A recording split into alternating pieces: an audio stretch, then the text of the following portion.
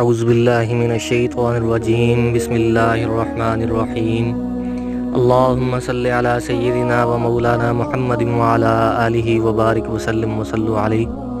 محترم ناظرین گرامی، السلام علیکم ورحمۃ اللہ وبرکاتہ۔ امید کرتا ہوں کہ سب دوست احباب بہن بھائی حضرات خیر خیریت سے ہوں گے، خوش ہوں گے، آباد ہوں گے۔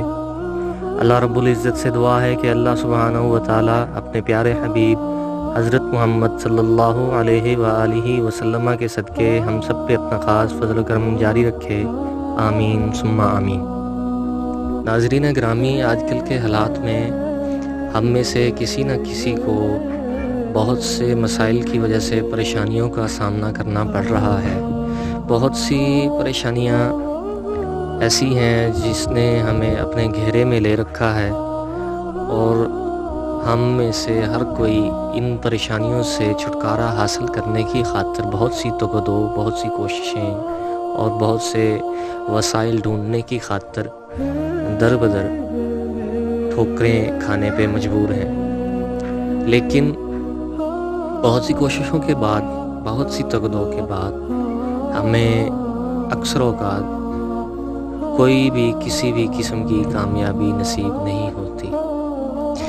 اس کی ریزن اور اس کی وجہ یہ ہے کہ ہم اپنے سیدھے راستے سے بھٹک چکے ہوتے ہیں، جو ہمارے لیے حضور پاک حضرت محمد صلی اللہ علیہ وآلہ وسلم کی طرف سے اور اللہ پاک کی طرف سے جو ہمارے لیے سیدھا راستہ عنایت کیا گیا ہے، متعین کیا گیا ہے، اس سے ہم دور ہو چکے ہیں، اس سے ہم کنارہ اختیار کر چکے ہیں۔ صاف ظاہر ہے جب سیدھے راستے سے ہم کنارہ کشی اختیار کریں گے تو ہمیں بہت سی مشکلوں، بہت سی پریشانیوں کا سامنا کرنا پڑ سکتا ہے۔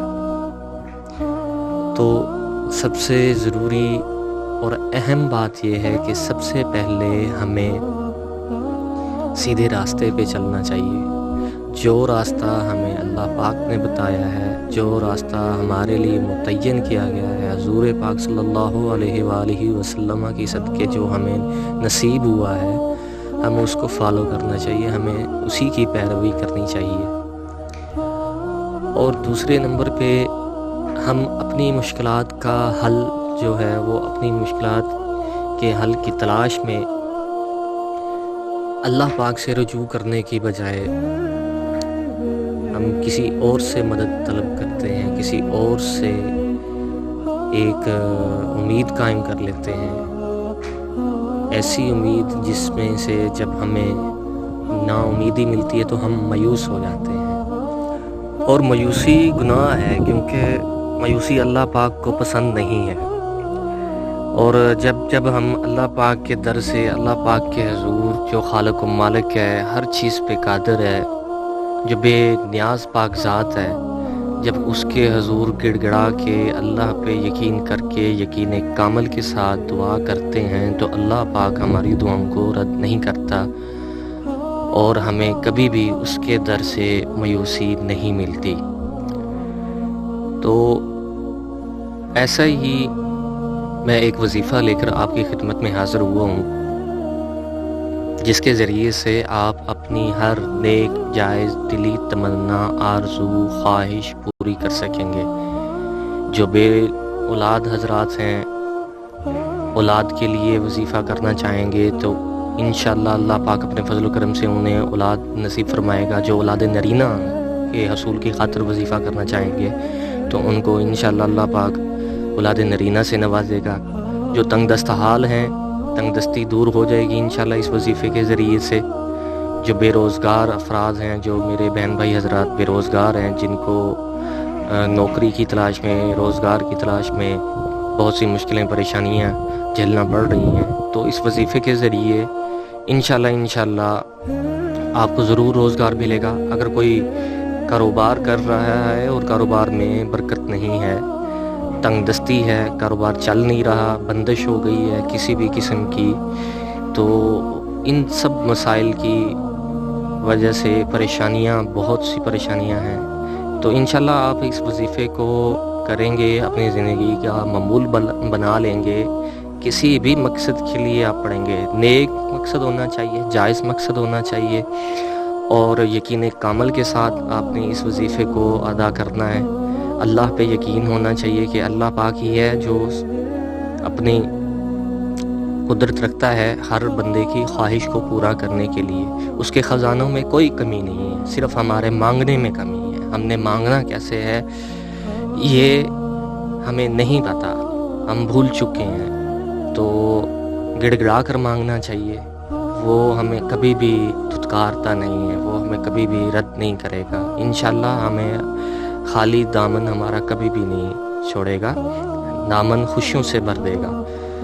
تو وظیفہ کچھ اس طرح سے ہے کہ 5 تسبیحیں کرنی ہے۔ بہتر وقت، جو بہترین وقت ہے وہ تو ہے نماز فجر کے بعد۔ اگر اس وقت آپ نہیں پڑھ سکتے تو کوئی مسئلہ نہیں ہے کہ پھر آپ جب مرضی پڑھ لیں، روزانہ پڑھنا ہے۔ جب تک آپ کی حاجت پوری نہیں ہو جاتی تب تک آپ نے پڑھنا ہے۔ سب سے پہلی تسبیح آپ نے کرنی ہے ایاک نعبد و ایاک نستعین۔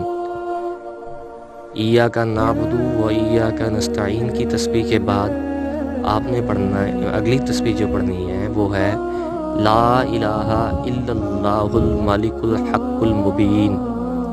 لا الہ الا اللہ الملک الحق المبین۔ تیسری تسبیح آپ نے پڑھنی ہے انا للہ و انا الیہ راجعون۔ انا للہ و انا الیہ راجعون۔ چوتھی تسبیح آپ نے پڑھنی ہے حسبنا اللہ و نعم الوکیل نعم المولا و نعم النصیر۔ حسبنا اللہ و نعم الوکیل نعم المولا و نعم النصیر۔